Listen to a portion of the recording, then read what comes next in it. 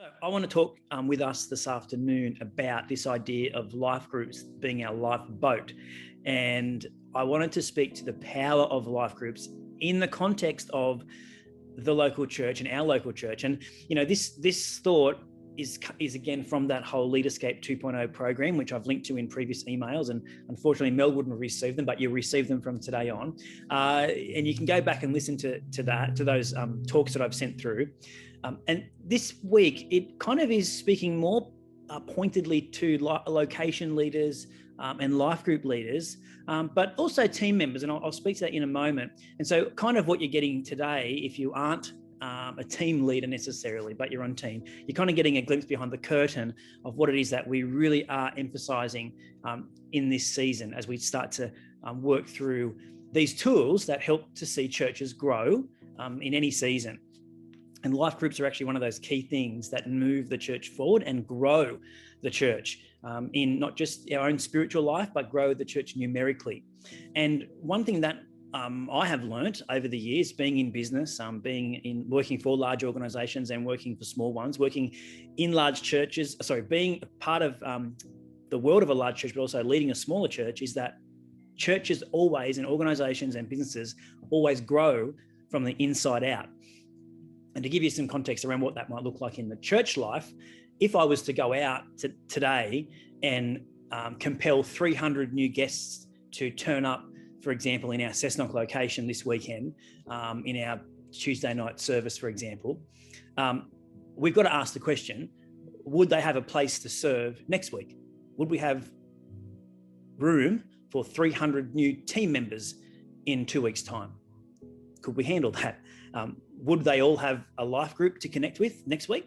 Would we be able to send them out to join a life group and have them connect meaningfully with a small group of, say, 10 people in someone's home? Would we have 30, life groups ready to receive them? Would there be enough families already within the life of our locations to invite them around for a meal? If we had 300 people in Scone on Sunday afternoon, could Andrew and Rebecca have 300 people around to their house? Yep, they'd work it out. If 30 people out of that 300 said yes to Jesus on the weekend, can we meet with each one of those individual people the week after and take them through Alpha, or connect them with a friend who can disciple them and grow them into what God's called them to in their life? Now, the answer to those questions is actually no. That's the answer. And it's okay to be like, I don't think we could do that. Yeah, we can't. And that's the point, that nothing actually grows that way.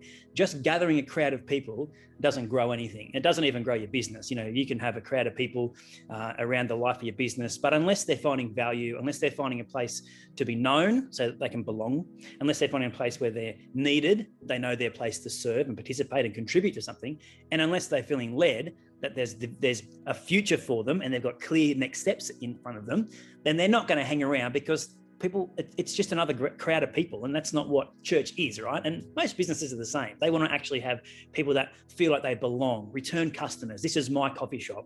This is where I go for my stuff, right?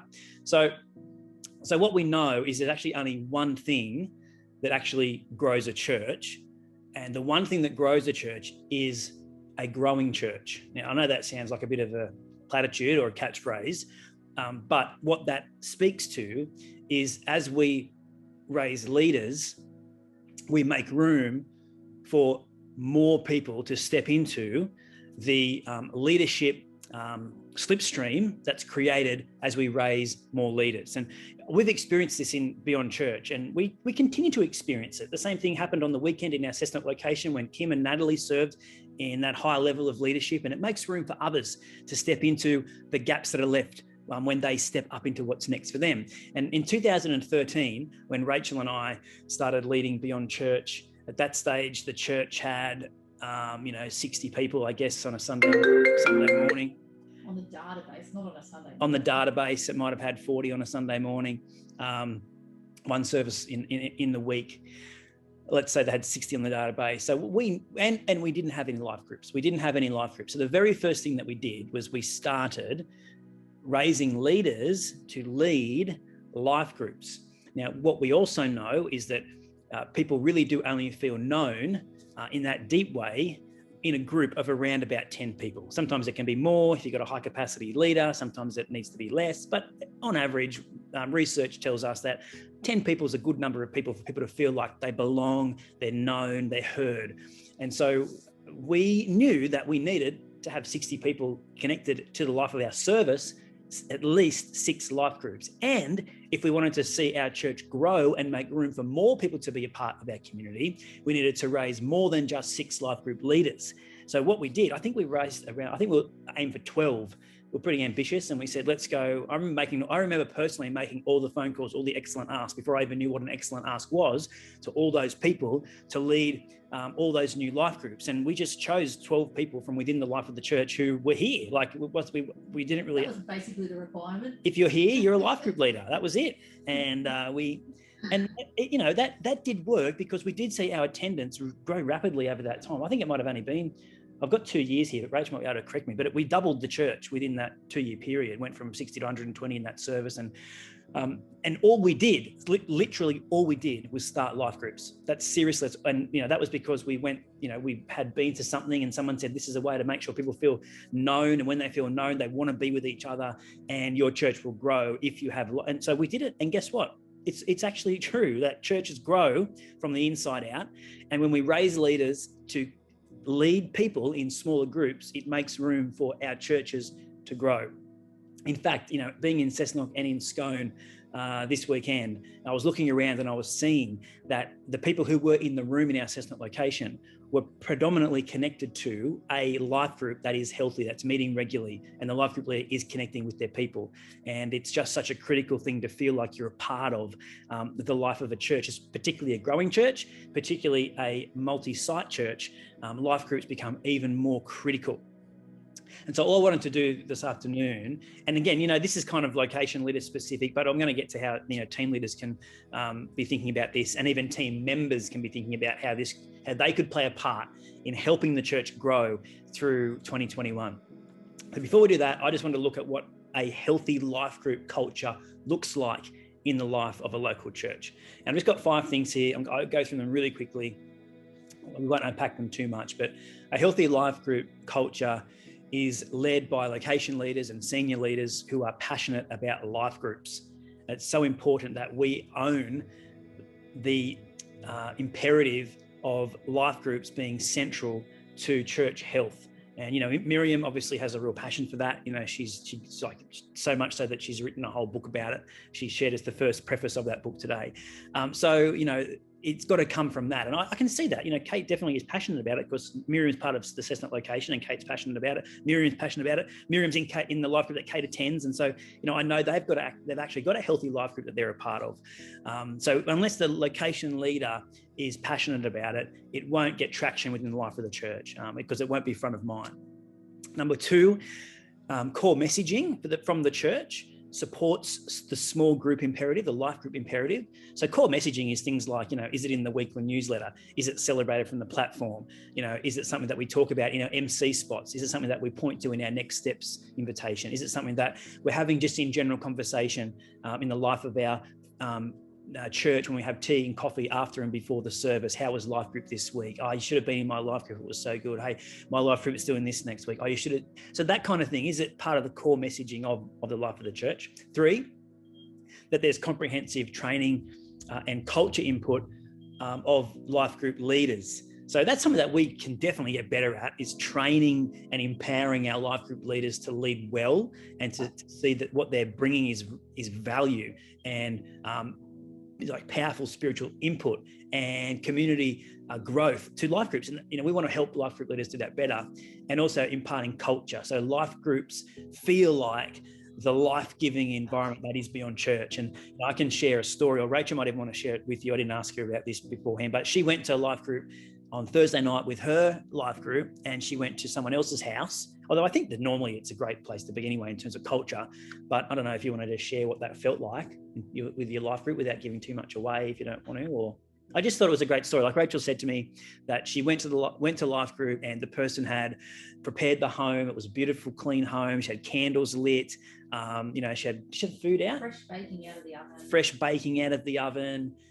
She led with excellence. It was inclusive of the group, asked everybody to participate and make a contribution to the conversation, kept it to time, just led with excellence. And life group should feel like Beyond Church, that it's full of love and it's excellent. It's a fun place to be. We're inclusive and and it's an inspirational place to be. Like, you would want to go back there. It was so good. I can't wait to get back there. Or I'd love to do this myself and lead my own group because of how awesome it is.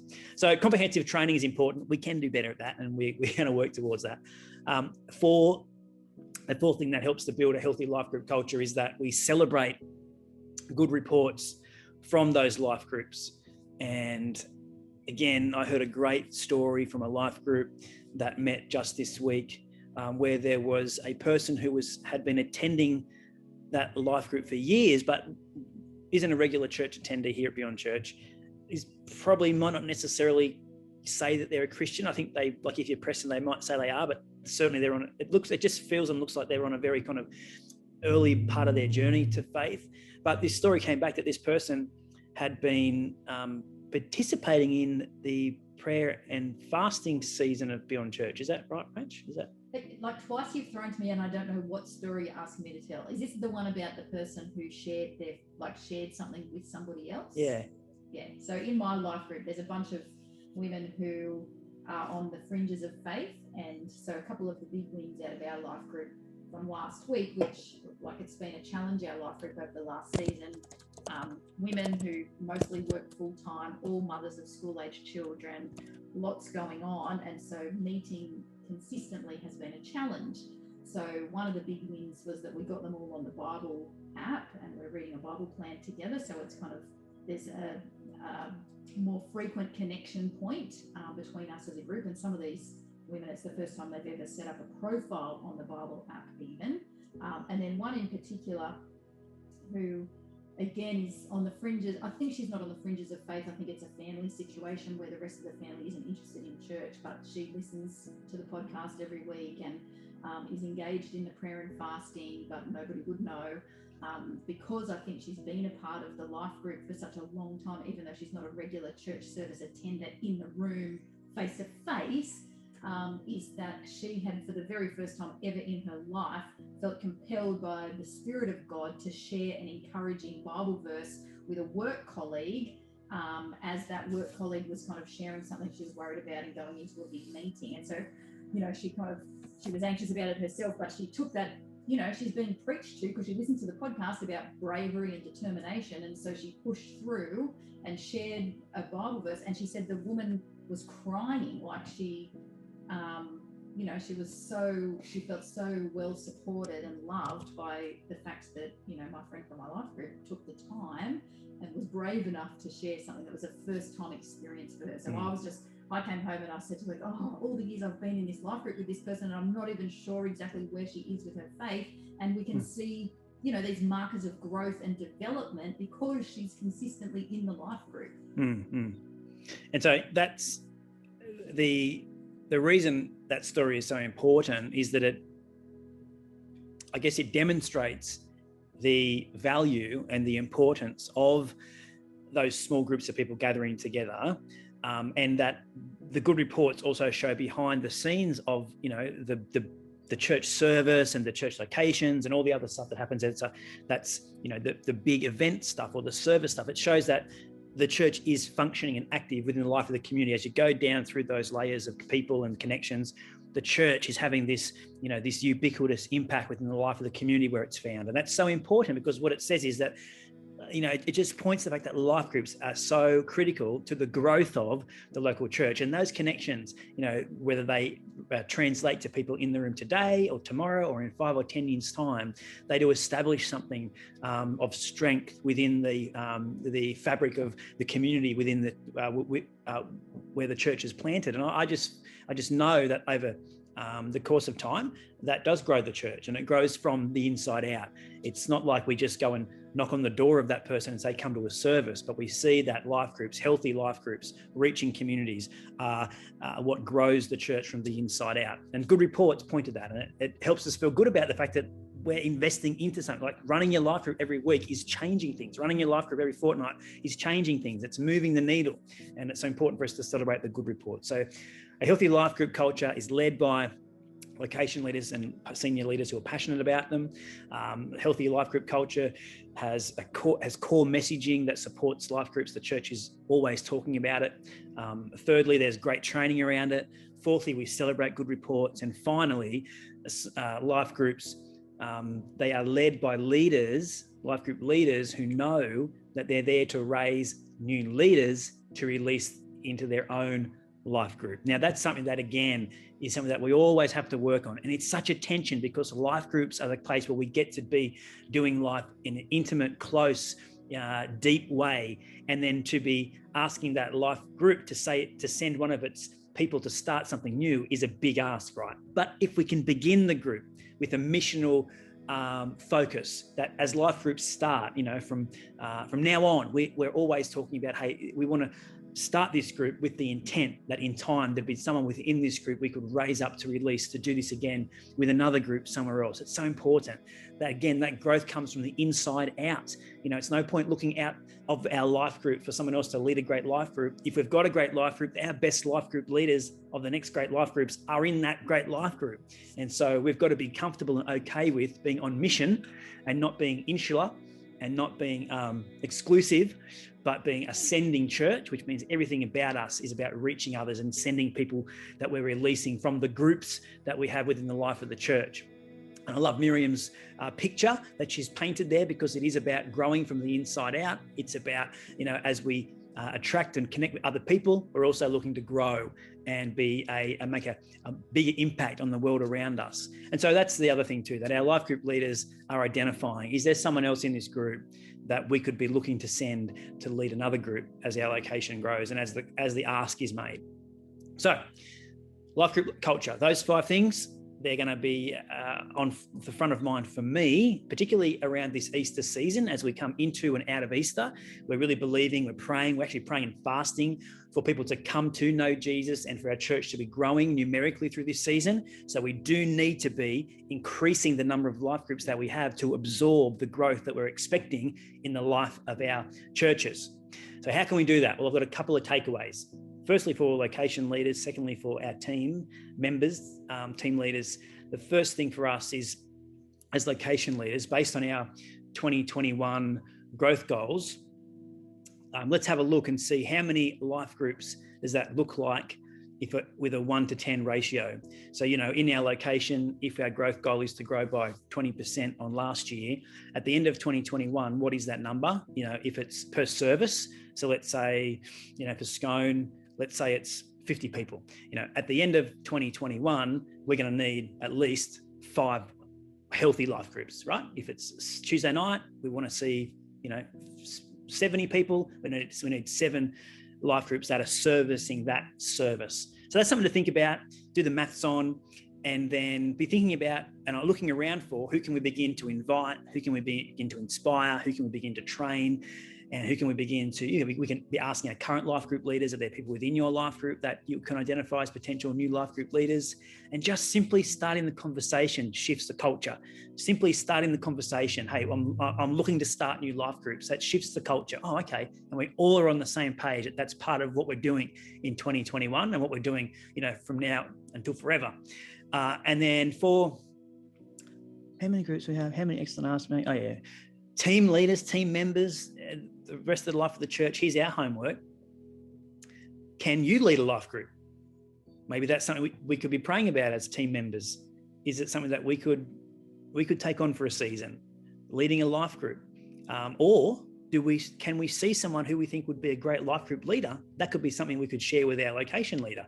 Oh, this person's they've got such a magnetic personality. They're always inspirational. I don't think they lead a life group. I would go to their life group. So front of mind as a team member, let's be thinking about, could I possibly lead a life group? I think you probably could. I would say that you probably underestimate your capacity to be a leader of a life group. And like I said, when we first started making the excellent ask for life group leaders, turning up was the precursor for that, the prerequisite. There are some other prerequisites now. You've got to do Beyond Basics, and there's some training, etc. But you do have what it takes. So that's something that we can do as an action as well. If we're team members, have a think about it. Could we lead a life group? All right. So life groups are our lifeboat, and churches, organizations, they all grow from the inside out, and healthy life group culture is going to see our church continue to grow throughout 2021.